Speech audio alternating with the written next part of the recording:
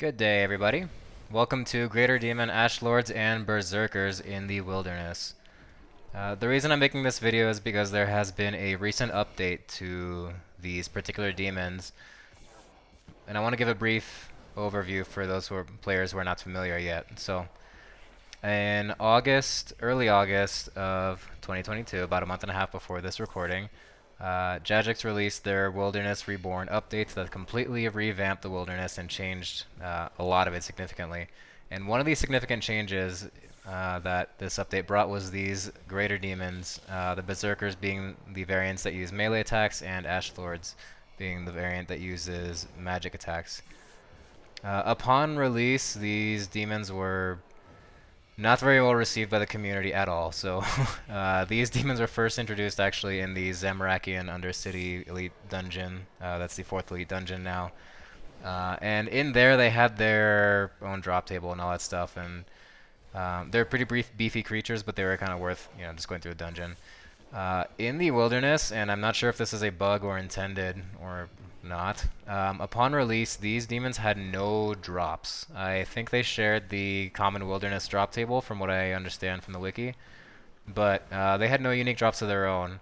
Also, they were given about 160,000 HP, so one reason that a lot of players complain about these demons is that they're a very common Slayer task from Mandrith, which is, as a Slayer Master, one of the bigger updates with the whole Wilderness rework. Mandrith has become a much better Slayer Master in a lot of ways, but he assigned these demons very often. So if you look through, Reddit or forums or whatever, you would see that a lot of players say screw this and skip this task because these kind of suck. So as of a few weeks, or maybe less than 2 weeks from now, this published date, Jagex released kind of subtly an update to these demons where two things significantly. So they dropped the HP of these demons by a lot, and they gave them their own drop table. So long story short, the point of me making this video is I played around with them for a little bit, not extensively, not hundreds or thousands of kills or whatever, because that would take a long time. I am doing this on my Iron account now, which is definitely not the best DPS, so this kind of task takes me a long time here. But I wanted to share my experience anyways and share what I think is worthwhile, or I should say why these might be worthwhile or not as a Slayer task, depending on what you're looking for. Before I get into their drops and experience and all that other good stuff that you'll get from killing these, I want to go over the strategies that I found that are best to kind of kill these with. So there is a very easy strategy of safe spotting them. You can only do this with the Berserkers, and you have to do this kind of by the ice strike worms in the level 44-ish part of the wilderness where they are. Be careful not to get too close to the living wyverns, or else they will freeze you to death or whatever they do. The living wyverns suck, so stay far away from them. So this is obviously a slower method of killing these because you will only be attacking one of them at a time, and you have to lure them over here. But if your combat stats aren't that high or your gear isn't that great, but you want to try this anyways, this is the way to go. If you're a little more confident, you can wander over to the area south of the teleportation obelisks, and you can so at least with the gear and skills and abilities that I have on this Iron account, which again are rather limited, I found that I can take on 2 demons at once, one Ashlord and one Berserker. Because one thing that I found is that they can block each other, so I get killed pretty quickly if I take attacks from more than one demon at a time, regardless of whatever setup I choose. And at this point, for most high-level PVM, I choose Magic with Animate Dead, because that makes everything a lot easier. Anyways, because the demons can block each other, you can arrange it so that you can lure, you can aggro like one Berserker and one Ashlord, have the Berserker behind the Ashlord so that you can just have the Ashlord hitting you and kind of just use AoE, like a good AoE Revolution bar to damage both, so that way you're at least damaging 2 demons at a time instead of one with the, as in the safe spot method. As far as general gear recommendations and stuff like that, I don't really have anything other than just bring your very best PVM gear, whether it's range, magic, melee. They don't. These demons don't seem to have a type weakness, but um, one thing that's good to mention actually is that in Jajex's update that fixed the drop table for these demons and all that stuff and lowered their health, it was mentioned that the buff that they have in the Zamorak and Undercity has been removed, and that is not true. So they still have the same buff, and that buff is that your attacks will not miss, but the damage you deal is based on how good your accuracy bonus is. So that means the higher, well, yeah, the higher your accuracy, the more damage you'll deal. So bring, for maximum damage, bring your best potions, your best prayers, your best power armor, unless you're using Animate Dead. Things like that. So everything that gives you the most accuracy bonus possible, bring it.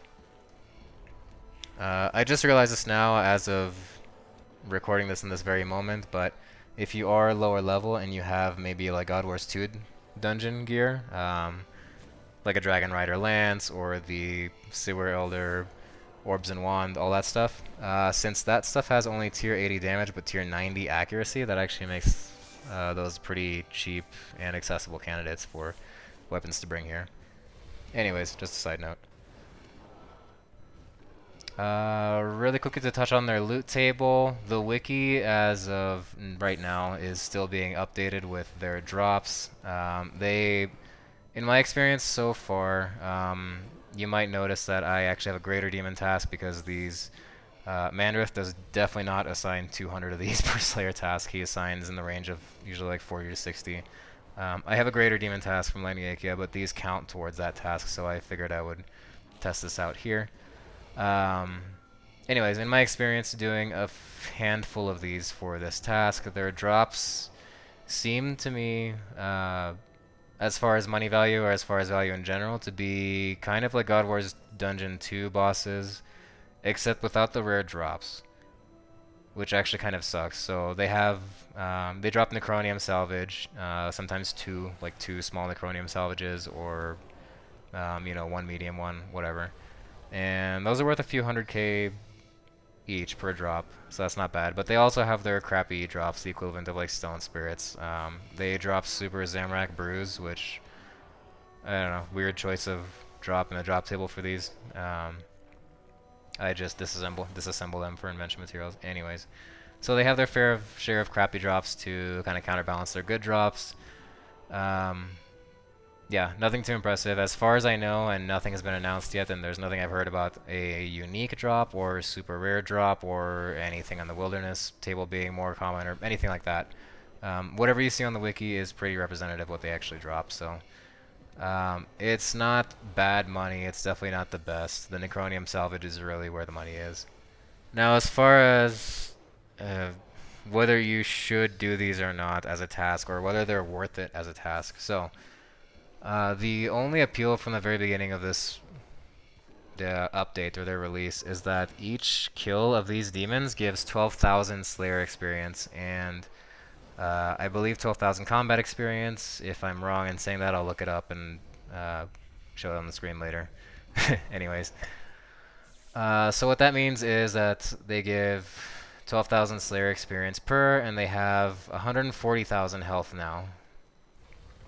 So what that really means is, depending on your DPS output, this could be really worthwhile just for pure Slayer experience. And like I said, they count for greater demon tasks. So for example, in this greater demon task that I have of 200 greater demons, I did the math, and if I did the entire task here, it would get me 2.5 million Slayer experience, which means 1.5 levels from wherever I'm at now, like 101 or 102.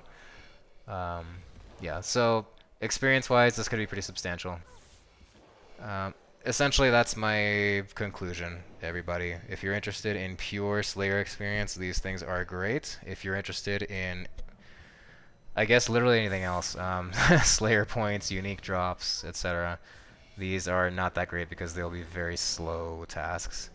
So that's it. That's all I really have to say here. I just wanted to give my assessment of these, and I wanted to give I wanted to show a good strategy I have of killing these because they do hit pretty hard and they have a lot of HP, so They are definitely tougher than a lot of low to mid-level actual bosses, just because of how hard they hit, so you have to mitigate that damage well. But they're doable, even for an account like mine that's barely dipping into high-level PVM.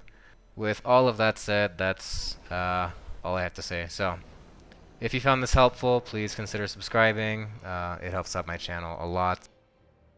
Alright, I'll catch you guys in the next one.